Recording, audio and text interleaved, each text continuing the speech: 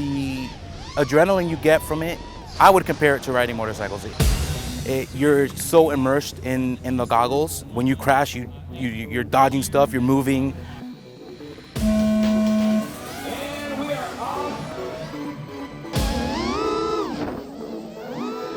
I hit the glass wall thing head on, full throttle.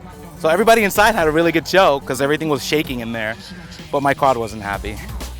A lot of times your head drops, the goggles on your head, you forget and you get a little too focused, and if I go through a gate and, you know, tap the flag a little bit, I'm jittery and shaky for the rest of the run, but if I make it, I'm pretty glad. Pilots, arm your quads as we go live on the tone. So drone racing is getting a lot of traction very quickly because it's actually a sport. It's actually really fun to watch.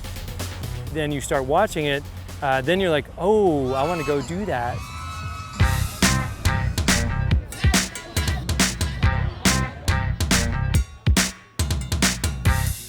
We've gone into the biggest urban environment we can find.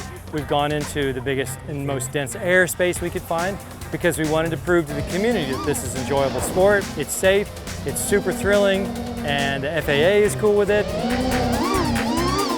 I was an IT business analyst at a hospital, and I quit to kind of get into this full time. I really didn't have any sort of plan to get into it. I race, but I also direct races. I figured I needed to take some time off and really commit myself to the sport and figure out how is it that we can make it bigger, make it sustainable, get more people involved. Since I started, I probably dropped about $18,000 into the sport in a year. It's little by little. You start with like this little, you know, that's why I said it's $20 little toy. And then by the time you look back, you're like, oh my God, I just spent $10,000. And you have these 6 of these, you know, $600 to $800 quads lined up just so you can go break them. A lot of people just don't really realize all the challenge that goes into this, and that as much as I say it, it is just a glorified RC toy, and I traveled 6,000 miles to go play with my RC toy. At the same level, all that goes into it, it's far beyond that. What you can do with it is something we haven't seen before.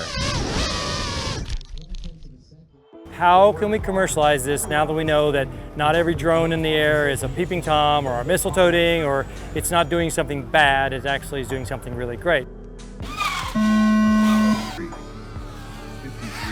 The bigger that it grows, the more people that are involved, like esports, that's like would be our goal, to have as many millions of followers as esports does.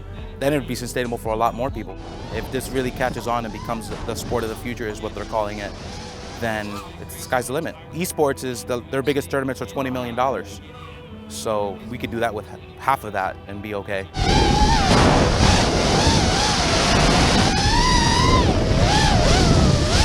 Hopefully I want to get into piloting unmanned aerial systems, so bigger drones, hopefully, and since it's becoming the future now, so a lot more jobs will be coming out for this. Be a cool job to be a pilot full-time, like a few of the guys here. I want to become a commercial pilot, either for the airlines or for a helicopter.